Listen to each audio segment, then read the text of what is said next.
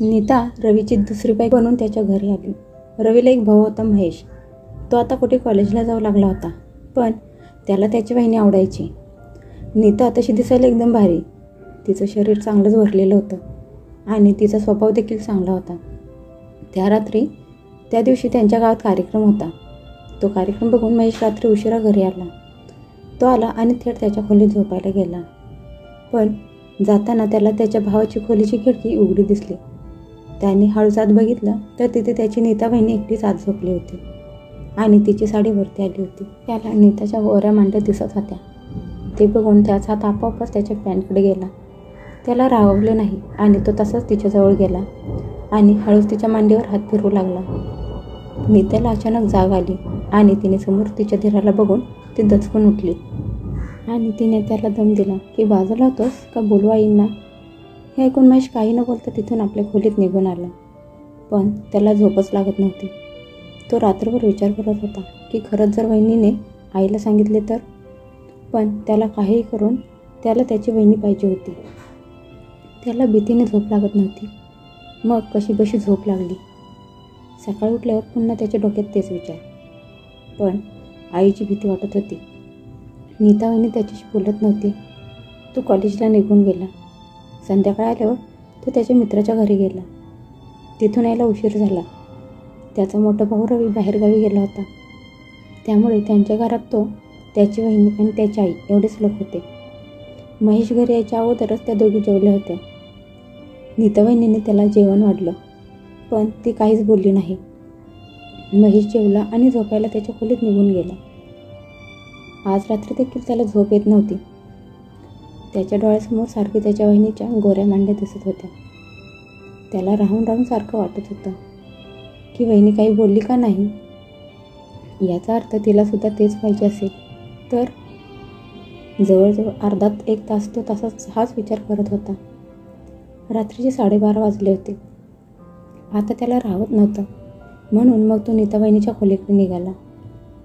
नीताच्या खोलीचा दरवाजा फक्त ढकलून घेतला होता, त्यामुळे त्याने हळूच धक्का दिला तसा दरवाजा उघडला. तिच्या खोलीत लाईट बंद होती, पण खोलीत मंद प्रकाश होता. तो नीता वहिनीच्या बेडजवळ गेला. समोर नीता वहिनी एका कुशीवर झोपली होती आणि तिचा पदर तिच्या छातीवरून खाली आला होता. त्यातून तिची खोलपट दिसत होती. तिचे मोठे बॉल थोडेसे बाहेर आले होते. ते पाहून महेशच्या तोंडाला पाणी सुटलं. त्याने हळूच तिच्याजवळ जात तिचा एक बॉल हळूवार दाबायला सुरुवात केली. तेवढ्यात नीताला जाग आली. तिने त्याचा हात बाजूला केला आणि म्हणाली, तुला कळत कसं नाही. तो म्हणाला, फक्त एकदा करू दे की मला. वहिनी म्हणाली, अजिबात नाही. जर तुझ्याकडून मला बाळ राहिलं तर माझी किती बदनामी होईल तुला माहीत आहे का. हे ऐकून महेश थोडा वेळ शांत बसला. त्याने खूप विनवणी केली, पण तिने मान्य केले नाही. शेवटी खाली मान घालून महेश त्याच्या खोलीत आला. तो विचार करू लागला की आज एक गोष्ट समजली की वहिनी नाराज झाली नव्हती. तिला माझ्यासोबत करायला काहीच हरकत नाही, फक्त तिला भीती वाटत होती. थोडा वेळ हाच तो विचार करत होता. तेवढ्यात त्याची नीता वहिनी त्याच्या खोलीत आली आणि त्याची शेजारी येऊन बसली. ती त्याच्या शेजारी बसत त्याला म्हणाली, हे बघ महेश, तू माझ्यापेक्षा खूप लहान आहेस. आपल्यापेक्षा मोठ्या बाईला करण्याने कमजोरी येते. उगाच तुझी तब्येत खराब होईल. महेश म्हणाला, वहिनी फक्त एकदा दे ना मला, पुन्हा कधीच नाही मागणार मी तुला. नीता वहिनी काहीच बोलली नाही. ती तशीच बसली असल्याचे पाहून महेशने तिचा हात त्याच्या हातात घेतला आणि त्याच्या सामानावर ठेवला. त्याला वाटले की त्याची वहिनी हात काढेल, पण तिने हात तसाच ठेवला. मग त्याची हिंमत वाढली. तो उठून बसला आणि तिच्या गालावरून हात फिरवू लागला. तिचा श्वास वाढू लागला. मग त्याने वरूनच तिच्या ब्लाऊजमध्ये हात घातला आणि तो तिची छाती दाबू लागला. नीताने अजून तिचा हात त्याच्या सामानावर ठेवला होता आणि आता ती महेशचा पोपट जोरजोरात दाबू लागली. काही वेळातच तिने महेशला धक्का दिला आणि त्याला बेडवर पाडलं. त्याला पाडताच ती त्याच्या अंगावर झोपली आणि त्या दोघांचा किस सुरू झाला. दोन्हीकडे आग समान लागली होती आणि त्यामुळे कधी ते दोघे एकमेकांना भिडले आणि कधी त्यांचे कपडे एक एक करून अंगावरून गळून पडले. त्यांचं त्यांनाही समजलं नाही. आता ते दोघेही पूर्ण नागडी झाली होती. महेशने एका झटक्यात तिला खाली घातली आणि तो त्याचा पोपट तिच्या चिमणीवर घासू लागला. तिकडे नीतावहिनी चांगलीच गरम झाली होती आणि तिला राहत नव्हतं. तिने लगेच त्याचा पोपट हातात घेतला आणि तिच्या चिमणीत घालून घेतला. तिने स्वतःच्या हाताने आत घालताच महेश मागे पुढे करू लागला. असे करत करत त्याने एकदम गपकन पोपट आत घुसवला. नीताच्या तोंडातून आह निघाली आणि आता ती त्याच्या सहकार्य करू लागली. आता ते दोघे एकमेकांना भरभरून ओढून ओढून घेत होते. त्यांची एकमेकांशी जणू बेडवर कुस्ती चालू होती. कधी महेश खाली आणि ती वर होती, तर कधी तो खालीवर आणि नीता खाली होती. असे करता करता बराच वेळाने महेश तिच्या चिमणीत त्याचा फवारा सोडला आणि तो शांत झाला. आता ते दोघे देखील बरेच थकले होते, त्यामुळे ते दोघे तसेच पडून राहिले. त्यानंतर नीता वहिनी महेशला म्हणाली, आता तरी तुझं मन भरलं ना, आता पुन्हा कधी मागायचं नाही. असं म्हणून तिने कपडे घातले आणि ती तिथून निघून गेली. महेशसुद्धा चड्डी घालून तसा झोपून गेला. सकाळी उठल्यावर त्याने आंघोळ केली आणि तो कॉलेजला निघून गेला. दुपारनंतर कॉलेजवरून तो घरी आला तर त्याला त्याची नीता बहिणी आज थोडी आनंदात दिसली. तिने त्याला प्रेमाने जेवण वाढलं. तो जेवताना त्याने विचारलं, वहिनी तू जेवलीस का? पण ती म्हणाली हो.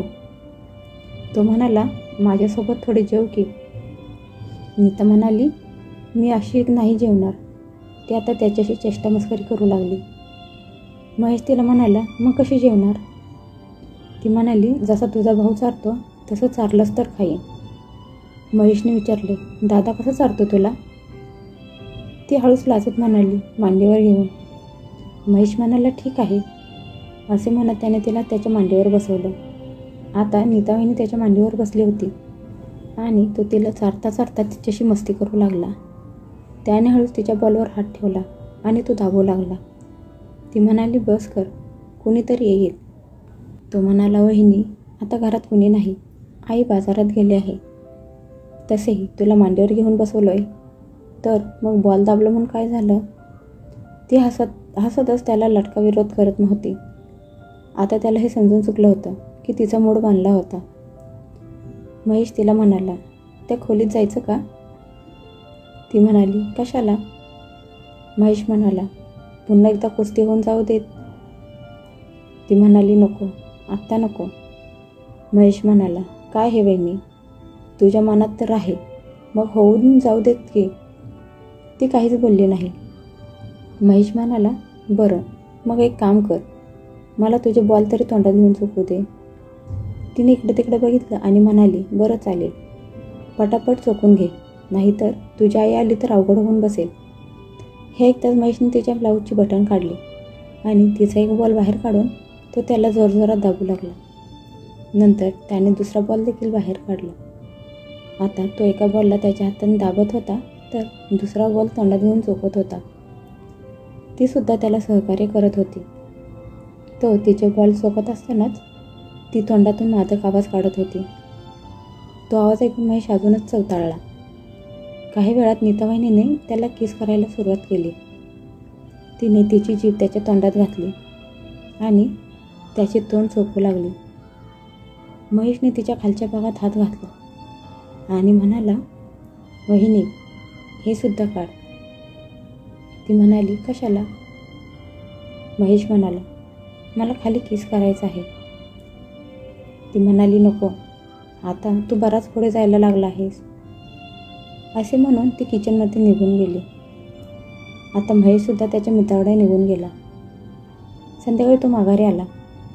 रात्रीचं जेवण झाल्यावर तो त्याच्या खोलीत जाऊन बसला. तो नीतावहिनीकडे अजून एक चान्स मिळतोय का याची वाट बघत होता. त्याने झोपायचा प्रयत्न केला पण त्याला झोप येत नव्हती. मग रात्री 11 वाजता तो उठला आणि नीताच्या खोलीत आला. नीता अजून जागीच होती. त्याने हळूच तिला मागून मिठी मारली आणि तिच्या बॉलला मागून दाबू लागला. त्याने तिच्या मानेवर किस केला. ती त्याला म्हणाली, आत्ता तू तुझ्या खोलीत जा, थोड्या वेळ मी येते तिथे. महेश तिथून निघून त्याच्या खोलीत गेला. थोड्या वेळातच नीतावहिनी त्याच्या खोलीत आली. आत येताच तिने दरवाजाला आतून कडी लावली आणि तिने त्याला मिठीत घेतलं. मग त्यांचा खेळ सुरू झाला. त्या रात्री नीतावहिनी पूर्ण जोशात होती आणि त्या दोघांनी संपूर्ण रात्र फक्त मस्त मजा केली. ती पूर्णपणे नागडे होऊन त्याची शेजारी पडून राहिली. महेश रात्रभर नागडे करून तिला करत होता. पहाटे 4:30 वाजेपर्यंत त्यांनी 2-3 शॉट काढले. त्यानंतर ती तिच्या खोलीत निघून गेली. आता हे त्या दोघांचं रोजचंच काम झालं होतं. महेश रोज रात्री त्याच्या वहिनीला पूर्ण नागडे करून करत होता. जेवण झालं की रात्री महेश तिला नुसता गप्पागप ठोकत होता. महेशला त्याची वहिनी कायम म्हणायची की मला बाकी काही नको, फक्त तू आयुष्यभर मला असंच करत राहा.